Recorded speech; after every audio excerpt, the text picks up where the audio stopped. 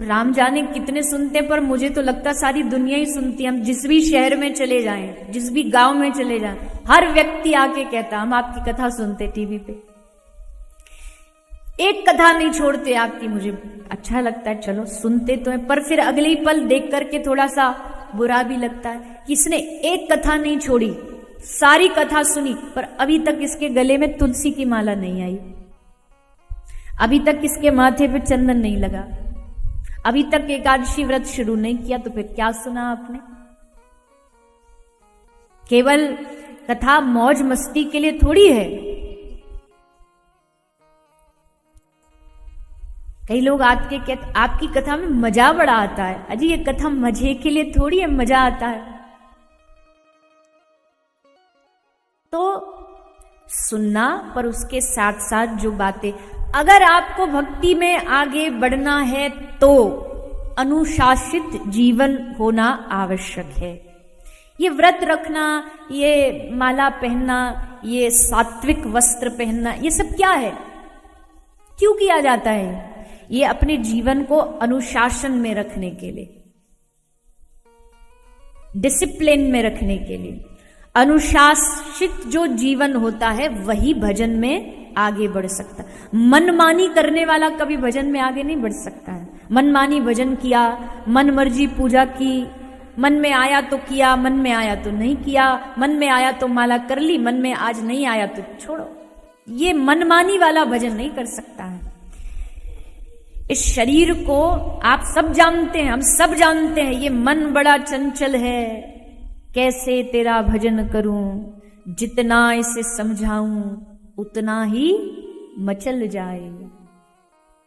तो इस मन को एक सही रास्ते पर ले जाने के लिए अनुशासन बहुत जरूरी है, बहुत आवश्यक है। जब इसे मन को पता लग जाएगा नहीं, इसका जीवन एकदम इसके कंट्रोल में है, इसके वश में है, तो धीरे धीरे करके ये मन भी अपनी कोशिश करना छोड़ देगा। जैसे एक नया नया जो सिंह, शेर जब पकड़ा जाता है ना, तो खूब फुदकता है, जाल को माने इतनी कोशिश करता है कि ताकत लगा के लोहे का जाल तोड़ दे, पिंजड़ा तोड़ दे। बड़े से पिंजड़े में खूब उछलता, 1 दिन 2 दिन 10 दिन 50 दिन, महीना भर, साल भर, धीरे धीरे धीरे उसे पता लग जाता है कि अब यही उसका जीवन है। अब वो कितने भी प्रयास कर ले, इस पिंजड़े से वो बाहर नहीं निकल सकता है। तो धीरे धीरे वो भी शांत हो जाता, फिर वो उछलना कूदना बंद कर देता है। तो ये मन भी उछलेगा कूदेगा, पर जब इसको अनुशासित ढंग से हम जीवन जी लेंगे तो अपने आप धीरे धीरे ये मन सोच लेगा अब तेरे करने से कुछ नहीं, ये तेरी सुनता तो है नहीं, क्या उछलने से फायदा है, इससे अच्छा शांत बैठ जाए, शांत बैठ, ये जैसा कर रहा है इसको वैसा भजन करने दे। तो अनुशासित जीवन होना एक भक्त के लिए बहुत जरूरी है। समय पर भोजन, समय पर भजन, सोने का, जगने का, खाने का, स्नान का। कई लोगों का नियम ही नहीं होता, जग भी गए जैसे तैसे, तो फिर घंटा 2 घंटा बस वो टहलते रहेंगे, बेकार में समय व्यर्थ करते रहेंगे। कुछ भी नहीं तो उठा के सुबह सुबह से ही बस वो चेक चालू हो जाता है सुबह। ऐसा नहीं होना चाहिए, उसका भी समय है, जब समय आएगा तब कर लेना। अभी तो सुबह सुबह जागे हो तो सबसे पहले उठ के स्नान करो, सबसे पहला काम स्नान, क्योंकि बिना स्नान के आप पूजा में बैठ नहीं सकते। और अगर प्रातः काल का समय है तो पूजा भी अनिवार्य है, पूजा में बैठने के लिए स्नान करिए, पूजा करिए, अपनी जो भी चिंतन है, गुरु परंपरा है उसका ध्यान करिए। उसके बाद फिर जो भी आहार आपको लेना है सुबह सुबह उस आहार को ग्रहण करिए। अनुशासित जीवन। गंगा मैया सोचिए अगर अनुशासन में ना रहे तो क्या होगा। गंगा जब तक तरंगे ले रही है, लेकिन जिस दिन गंगा ने अपने 2 किनारों को छोड़ के अनुशासन मर्यादा से बाहर निकली गंगा मैया, तो तबाही मच जाती है। ठीक उसी प्रकार समझ लीजिए जीवन में भी मर्यादा उतनी ही आवश्यक है। इसलिए व्रत रखने का मतलब क्या है? व्रत रखने का मतलब है अपनी जिह्वा को, अपने स्वाद को, अपनी इंद्रियों को अनुशासन में रखना। एकादशी के दिन हो सके कम बात करो किसी से भी, ज्यादा और दिनों के मुकाबले कम बात करो। मौन रह सकते हो तो अच्छी बात है, नहीं रह सकते कई बार कोई कारण है, तो कम बात करो। कम बात करो, कम जिह्वा इधर उधर की बातों में चलेगी तो अपने आप स्वतः ही उसकी जिह्वा से भगवान नाम का उच्चारण होगा। ज्यादा से ज्यादा उस दिन भगवान नाम लीजिए, यही एकादशी का पूर्ण लाभ है, पूर्ण फल है।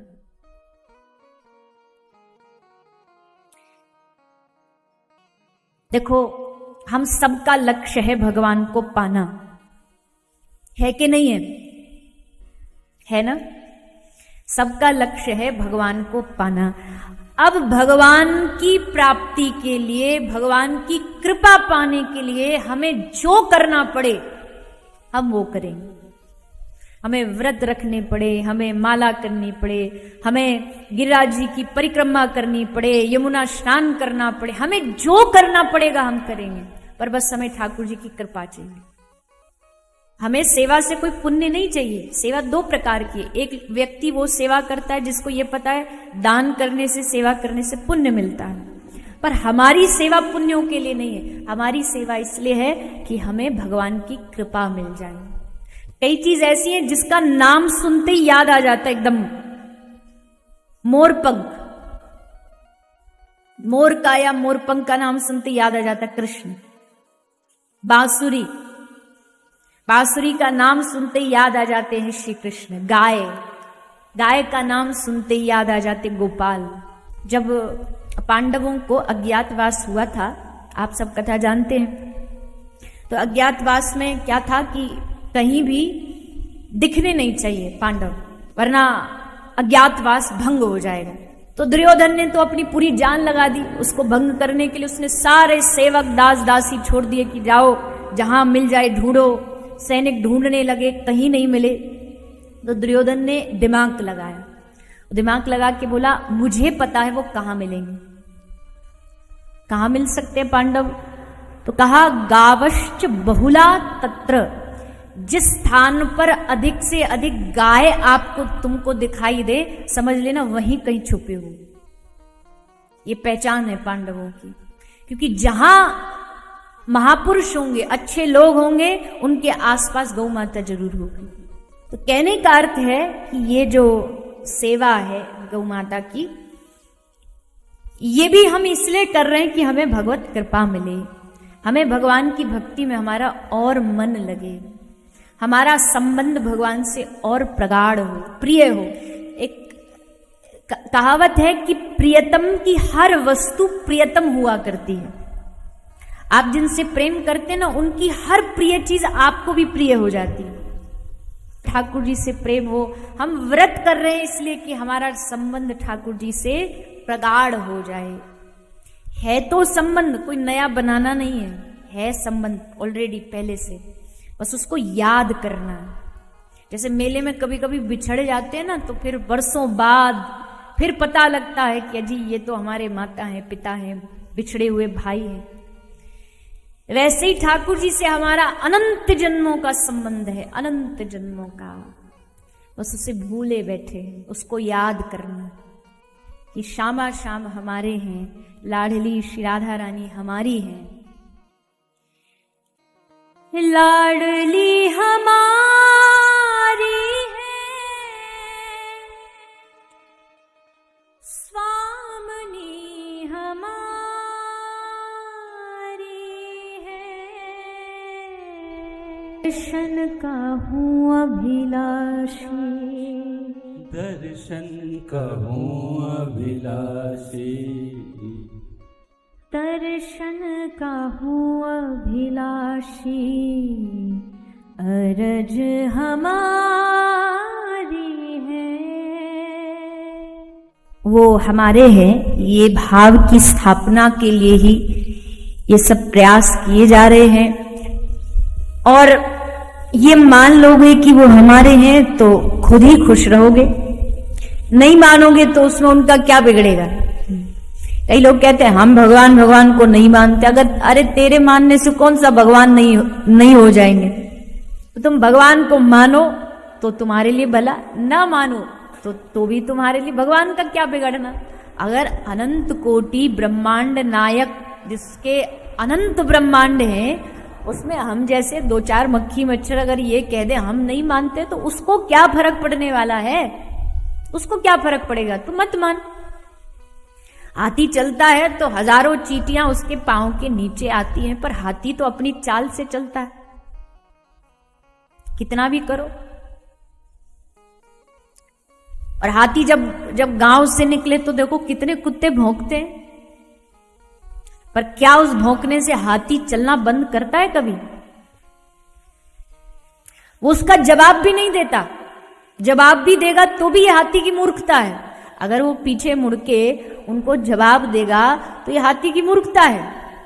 इसलिए वो मदमस्त चलता है। वो गांव का जो बॉर्डर होता वहां तक वो कुत्ते भागते हैं, कोशिश करते हैं, और जब हार जाते हैं कि ये पकड़ में आने वाला नहीं और गलती से कहीं सूढ़ बूढ़ और घुमा दी तो वहीं हमारा राम नाम सत्य है, तो सब वहीं से फिर वापस हो जाते। वो अपनी सीमा में भी वही शेर बनते हैं।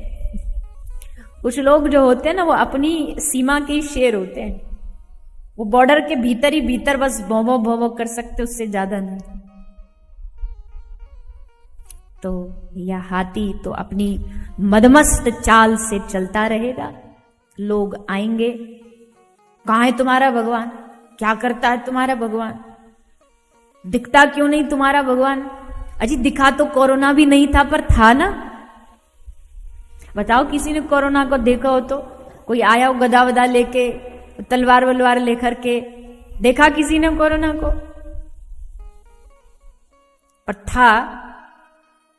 सारी दुनिया उसके वशीभूत हो गई।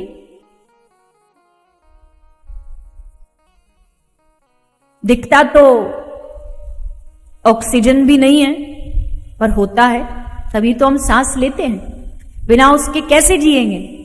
पर दिखाई कहां देता? देखो चारों तरफ ऑक्सीजन है हमारे, पर दिख रहा है कहीं?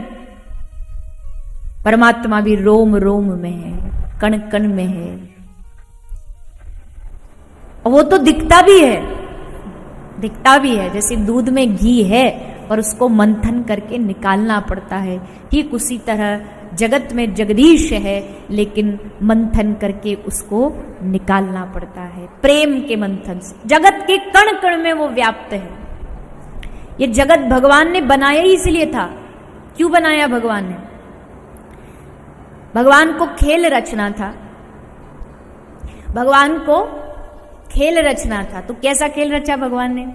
देखो, एक प्रश्न मैं आपसे पूछती हूं, आप उसका उत्तर देना। थोड़े ही लोग हैं, पर चलो थोड़े में ही समझ में आ जाएगा उत्तर। आप दुनिया के पूरी धरती पर आप इकलौते व्यक्ति हो, अकेले। पूरी धरती पर आप अकेले व्यक्ति हो। सारी दुनिया की जितनी प्रॉपर्टी सब आपकी, सारी दुनिया के जितने घर सब आपके, जितने देश सब आपके, गाड़ी बंगले सब आपके। आप अकेले क्या खुश रह पाओगे? आप 5 लोग नहीं, 4, हम 2, हमारे 2। अब तो हम 2 हमारे 2 भी नहीं रहे, 2 होते हैं। एक विदेश पढ़ने चला जाता है, दूसरी छोरी का ब्याह हो जाता है, वो 2 भी नहीं बचे। तो 4 आप परिवार के सदस्य, सारी धरती पर आप 4। अब खुश रह पाओगे? माताएं बहनें जिनको लगता है जी इतने हमारे पास वस्त्र हो, साड़ियां हो, डायमंड हो, गोल्ड हो, सारी दुनिया का जितना गोल्ड सब आपका, सारी दुनिया के जितने हीरे जवाहरात नेकलेस सब आपके। क्या वो नेकलेस खुशी देगा? नेकलेस खुशी कब देता है? जब उसको पहन के आप पार्टी में जाते हो, शादी में जाते हो, तब भी खुशी नहीं मिलती। पहनने से क्या खुशी मिली? उल्टा बोझ लगता है। क्या खुशी मिली? खुशी कब मिलती है? जब आप वहां जाते हो और जब कोई सामने वाला कहता wow what a beautiful necklace, तब वो खुशी देता है। तो इट मीन्स, इसका मतलब अगर हमें दुनिया का अकेला व्यक्ति बना भी दिया जाए, सारी धन संपदा हमें दे भी दी जाए, तो भी हमें प्रसन्नता नहीं मिलेगी। कोई तो चाहिए, जलने वाले भी दो चार चाहिए, दो चार गाली देने वाले भी चाहिए, दो चार आगे पीछे प्रशंसा वाले भी चाहिए, तभी तो दुनिया में थोड़ी बहुत ये जो चल रही है माया, ये चलेगी, नहीं तो फिर होगा ही क्या। अकेले पड़े पड़े बोर हो जाएंगे। तो वैसे ही श्री ठाकुर जी ने सोचा हम अकेले रहें, अकेले तो बड़ा बड़ा बोरिंग फील होगा, लेट्स क्रिएट समथिंग, कुछ बनाया जाए। और बनाए क्या? तो जगदीश ने सोचा कि जगत बनाया जाए, एक खेल रचा जाए, उस खेल में मैं भी शामिल हो जाऊं। जगदीश खुद उस खेल में सम्मिलित हो गए, एक से अनेक बन गए, प्रकृति भगवान बन गए, जीव भगवान बन गए, वनस्पति भगवान बन गए, समुद्र नदियां सब भगवान से प्रकट हो गई, एक से अनेक विराट बन गए भगवान, जगत बना दिया। जीव और भगवान, जीव और जगदीश दोनों ने खेल शुरू किया। खेल कौन सा था? Hide and seek. सबने खेला होगा बचपन में, एक ढूंढता है, दूसरे छुपते हैं। भगवान ने यह खेल शुरू किया जीव के साथ, छुपम छुपाई का खेल। पहले जीव की बारी आई छुपने की, तो जीव छुप गया घर में, दुकान में, किसी आश्रम में, किसी मंदिर के खंबे के पीछे, और जहां जीव जाता भगवान ढूंढ लेते, क्योंकि हरि व्यापक सर्वत्र समाना, सब जगह उनको पता है, सब जगह जाके ढूंढ लेते। अब बारी आई भगवान के छुपने की, तो भगवान कहां छुपेंगे?